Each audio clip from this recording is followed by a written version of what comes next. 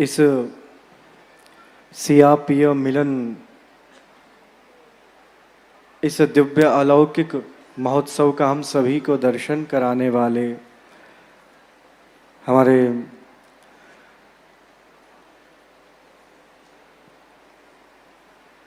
अब केवल मलूक पीठाधीश्वर ही नहीं, अभी तो हमारे राजस्थान का गौरव श्री अग्रदेवाचार्य प्रधान पीठ के भी पीठाधीश्वर श्री राजेंद्र देवाचार्य जी महाराज आज इस महोत्सव में, यद्यपि मैं आज श्रीमद् भागवत के विश्राम दिवस पर उपस्थित हुआ हूँ,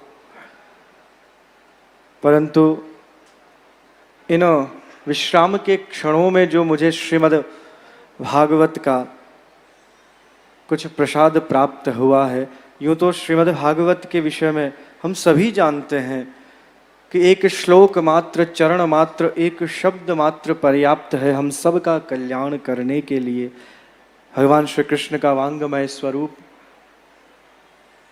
प्रत्यक्षः कृष्ण एव ही, वही भगवान का, उन भगवान के श्री विग्रह का हृदय स्थल दशम स्कंद श्रवण करने को मुझे प्राप्त हुआ है। ये तो मैंने सोचा ही नहीं था कि आज दशम स्कंद का दिव्य रसपान करने को मिलेगा। और जिनकी वाणी में यह श्रवण करने को प्राप्त हुआ, आप जिनके आत्मज हैं, हम सभी के परम समादरणीय स्नेह, और जो भी कथा जगत में प्रवेश करने वाले जितने भी युवा हैं अथवा उनके पश्चात जो कथा करना जिन्होंने प्रारंभ किया, उन सब के आदर्श हमारे श्री ठाकुर कृष्णचंद्र जी महाराज हैं। इसमें कोई संदेह नहीं। गृहस्थ परंपरा में श्रीमद् भागवत का आदर्श श्री कृष्णचंद्र जी ठाकुर जी, और विरक्त परंपरा में हमारे श्री राजेंद्र दास जी महाराज, इसमें कोई संदेह नहीं, कोई अतिशयोक्ति नहीं।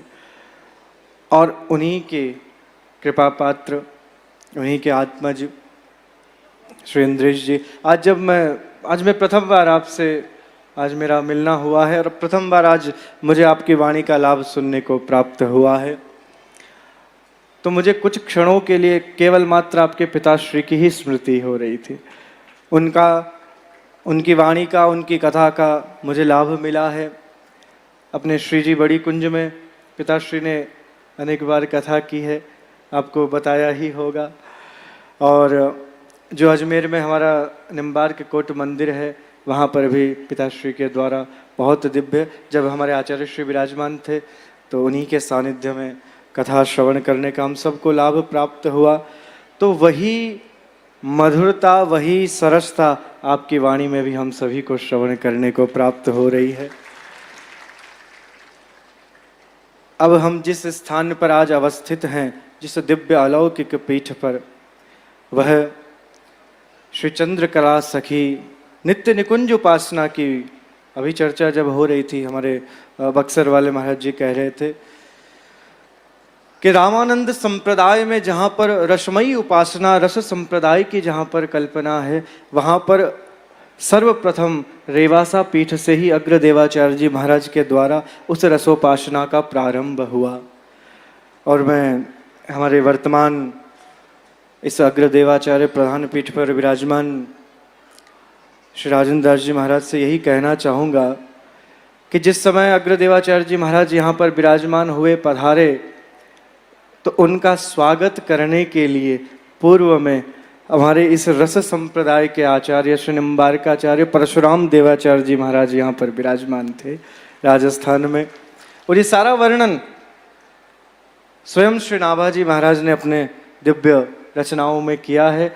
और इसका दिव्य दर्शन हमें कब हुआ, जब हमारे मलुक पीठाधीश्वर श्री महाराज जी की वाणी से निम्बार्क नगर में पूर्व प्रयाग कुंभराज के समय जब भक्तमाल की कथा हम सब, मैंने कहा मेरा भाव है कि आपकी वाणी से भक्तमाल का दिव्य आयोजन हो। तो निम्बार्क नगर के उस दिव्य मंच पर आपकी वाणी से और जब वो चरित्र सुनाया गया, तब किस प्रकार दोनों संप्रदाय के आचार्यों का दिव्य मिलन और जो परस्पर स्नेह, जो आत्मीय भाव, वो मुझे जानने को प्राप्त हुआ। तब हम गर्व से कहते हैं कि हमारे कभी भी निम्बार्काचार्य पीठ में और अग्र देवाचार्य पीठ में कभी भी कोई अंतर नहीं रहा। इतनी पीढ़ियों से वही परंपरा चली आ रही है। और हमारे पूर्व आचार्य श्री राघवाचार्य जी महाराज का, उनका दिव्य, हमारे आचार्य श्री से उनका दिव्य, और फिर बाद में मेरे प्रति उनका इतना वात्सल्य भाव रहा करता था। सब महापुरुष यहाँ पर विराजमान है, भक्तमाली जी महाराज विराजमान हैं, तो मेरे प्रति जो उनका वात्सल्य भाव होता था, तो मुझे तो वो भतीजा ही कहते थे और मैं उन्हें भाव से काका श्री कहा करता था। जो नित्य सेवा में रहने वाले आज यहाँ पर विद्यमान हैं, तो वो सब जानते हैं इस भाव को। और आप सबको एक मैं बहुत गूढ़ बात आज कहना चाहता हूँ, मंच पर हूँ और मेरे शब्दों को ध्यान से सुना जाए। आज इस अग्र देवाचार्य पीठ पर हमारे श्री राजेंद्र दास जी महाराज विराजमान हैं और अभी हमारे दीनबंधु शरण जी ने किन्हीं का संकेत भी था कि कुछ व्यक्तियों को उसमें आपत्ति हुई थी अथवा कोई भी कारण रहा हो। तो मैं आप सबको बहुत गंभीरता से मेरे शब्दों को आप सभी सुने। और राजेंद्र दास जी महाराज को तो विदित होगा कि नहीं मुझे नहीं पता, पर महाराज जी जब नित्य निकुंज लीला में प्रवेश करने से कुछ समय पूर्व मैं समीप में ही यहीं पर किसी कार्यक्रम में आया था और महाराज जी को जैसे ही विदित हुआ वो स्वयं पधारे और मुझे हाथ पकड़कर रेवासा लेकर आए। ये बहुत कम लोग जानते हैं जो सेवा में होंगे उस समय, मेरे साथ के परिकर को तो पता है। तो मुझे रेवासा लेकर आए, बोले प्रसाद यहीं करना पड़ेगा। और हाँ, शायद पलसाना ही में आया था किसी कार्यक्रम में, आप तो थे साथ में। तो मुझे लेकर आए और फिर भगवत प्रसाद हुआ, खूब चर्चाएं हुई, फिर मुझे अपने कक्ष में लेकर गए और फिर एकांत में जब हम दोनों ही वहाँ पर थे, तो जिस पत्र को आज समाज ने देखा है, जिस पत्र को आज आप सभी ने कानूनी तौर पर देखा होगा, उस पत्र को सबसे प्रथम देखने वाला मैं व्यक्ति था। और ये बात केवल घनश्याम जी तिवारी जानते हैं और एक मैं जानता हूँ कि महाराज जी ये निर्णय बहुत पूर्व में कर चुके थे और राजेंद्र दास जी महाराज के लिए इस अग्र देवाचार्य पीठ को वो बहुत पूर्व ही लिख चुके थे इस निर्णय को। ये बहुत गंभीर विषय है, मेरे शब्दों को हाँ आप सभी ध्यान से सुने। तो इस पर, इस निर्णय पर, इस विचार पर किसी भी प्रकार की शंका करना, हम हमारे पूर्वाचार्य श्री राघवाचार्य जी महाराज के प्रति हम अपना अपमान और अश्रद्धा समर्पित करते हैं, प्रदर्शित करते हैं। ये ध्यान रखिएगा, ये उनका स्वयं का निर्णय था, ये उनका विवेकपूर्ण निर्णय था, किसी कोई दबाव में नहीं थे और इसका प्रत्यक्ष साक्षीदर्शी मैं स्वयं हूँ। बोले श्री राघवाचार्य जी महाराज की जय। अब मुझे नहीं पता कि ये वृत्तांत मुझे बताने का विषय श्री राजेंद्र दास जी महाराज को उन्होंने अवगत कराया कि नहीं कराया, पर हाँ तिवारी जी को ये विषय पता है। पर आज अभी तिवारी जी यहाँ उपस्थित नहीं है, तो इसमें किसी प्रकार का कोई मन में किसी के ये भाव नहीं रहना चाहिए कि कोई भी किसी लेश मात्र भी शंका नहीं। देखिए, ये निर्णय व्यक्ति विशेष के द्वारा निर्धारित नहीं होते हैं, ये स्वयं भगवान निर्णय करते हैं कि हमारी आचार्य पीठ पर कौन सुशोभित होगा, कौन विराजमान होगा। ये पौरुषेय निर्णय नहीं है, ये भगवत निर्णय है। ये भगवान का स्वयं का जब भाव होता है कि मुझे इनके द्वारा पीठ से मुझे सेवा प्राप्त करनी है, उन्हीं महापुरुषों को पीठ पर अवस्थित होना भगवत निर्णय से निर्णित होता है। तो इसलिए इस पर कोई किसी प्रकार की शंका नहीं करे।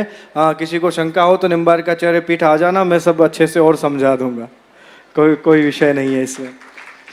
और आज हम सभी को गर्व है हमारे श्री राजेंद्र दास जी महाराज का। मेरे जय से तो था ही और मेरी भी निकटता थी, पर आप जब से रेवासा पधारे हैं तो ये निकटता और अधिक हो गई है और सन्निकट आप आ गए हैं हमारे। और जिस अधिकार से श्री राघवाचार्य जी महाराज मुझे कुछ भी कार्य कहते थे अथवा कुछ भी बताते थे, आज वही अधिकार आपको भी प्राप्त है। आप निसंकोच भाव से कभी भी कोई भी बात पीठ संबंधी कर सकते हैं, और मेरा भी अधिकार है कि मैं भी आपको कुछ भी कहने में समर्थ हूँ। और जो मैं जिन्हें काकाश्री कहता था, तो अब आप अनुज हो गए हैं मेरे। इस पीठ पर आप बाद में विराजमान हुए, और निम्बार्काचार्य पीठ की सेवा मुझे पूर्व में आपसे कुछ वर्ष पूर्व प्राप्त हुई है, इसलिए अब आज से आप हमारे अनुज हो गए हैं। यद्यपि अवस्था में हम सभी के आदरणीय हैं, पर हमारे विरक्त परंपराओं में जो संबंध बनते हैं वो वैराग्य से बनते हैं कि कौन कितना पूर्व में वैराग्य लेता है। सुदीक्षितदास जी महाराज विराजमान है, ऐसा ही होता है। तो आज मुझे बहुत प्रसन्नता है और गर्व है कि हमारी इस अग्र देवाचार्य पीठ पर कोई कौन शोभित हुआ है, तो स्वनाम धन्य, जिनकी वाणी को श्रवण करके सब कोई आनंदित हो जाते हैं। नित्य निकुंज भगवान की लीलाओं का रस पान करके आनंदित होकर आपकी वाणी का लाभ प्राप्त करते हैं। ऐसे श्री राजेंद्र देवाचार्य जी महाराज हमारे इस राजस्थान की इस अग्र देवाचार्य पीठ को सुशोभित कर रहे हैं। आज प्रथम पुण्य स्मरण हमारे पूर्वाचार्य श्री राघवाचार्य जी महाराज का, और उसी उपलक्ष्य में यह सीय पिय मिलन महोत्सव। यद्यपि मुझे पूर्व में ही उपस्थित रहना चाहिए था और सब व्यवस्थाओं में मुझे सम्मिलित रहना चाहिए था, पर हमारे गोवत्स श्री राधा कृष्ण जी ने सारे इस निर्वहन को, इस कार्य की इसको इतना सुलभ और सरस बना दिया, तो फिर हमें आवश्यकता ही नहीं पड़ी यहाँ आने की है। और वैसे भी भगवान की दिव्य जन्माष्टमी महोत्सव हम सभी मना ही रहे थे, और आप सभी जानते हैं कि आचार्य पीठ में किस प्रकार दिव्य जन्माष्टमी महोत्सव समायोजित होता है, कितने विशाल रूप में 7 दिवसीय जन्माष्टमी महोत्सव। तो मैं चाहूँगा कभी इंद्रेश जी उस महोत्सव में अपनी वाणी से भगवान श्री राधा माधव निम्बार्क भगवान की सेवा अवश्य करें, और ये सुअवसर बहुत शीघ्र आएगा। तो आज यहाँ पर हमारे श्री रेवासा धाम में, रहवासा धाम, इसका तो पूर्ववर्ती नाम ही यही है, रहवासा। जो यहाँ एक बार आ जाता है वास करने के लिए, वो यहीं का रह के रह जाता है, इसीलिए रहवासा, इसलिए रहवासा। तो अब मैं राजेंद्र दास जी महाराज से यही कहूँगा कि अब आप मलुक पीठ को समय कम दीजिए और अग्रदेवाचार्य पीठ को समय अधिक दीजिए। अब हम अधिकार से कह सकते हैं, पहले आप पर अधिकार नहीं था, अब अधिकार है हमारा। अब हम आपको अधिक यहीं राजस्थान में हमारे पास ही रखेंगे।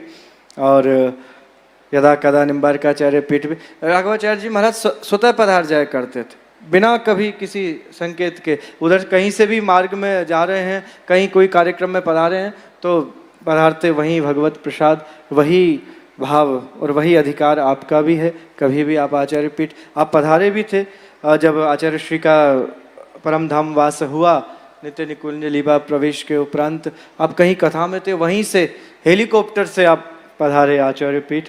तो आपका वही भाव है। और यहाँ जितने भी महापुरुष आज विराजमान हैं, उन सभी की वाणी का लाभ, उन सभी का दर्शन मुझे भी प्राप्त हुआ। भगवान श्री राधा कृष्ण की नित्य निकुंज की रसमयी उपासना का यह दिव्य वांगमय स्वरूप श्रीमद् भागवत, जिसका आश्रय लेकर ही हम सब तर सकते हैं, ये हम सब ने अभी कथा विश्राम के समय श्रवण किया।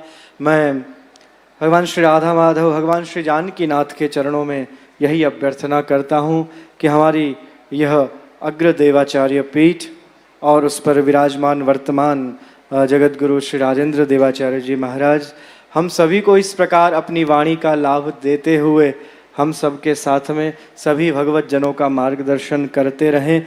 यही वचनों के साथ, यही मंगलमय भावों के साथ मैं अपनी वाणी को विराम देता हूँ। बोले सर्वेश्वर भगवान की, श्री जानकीनाथ भगवान की, श्याम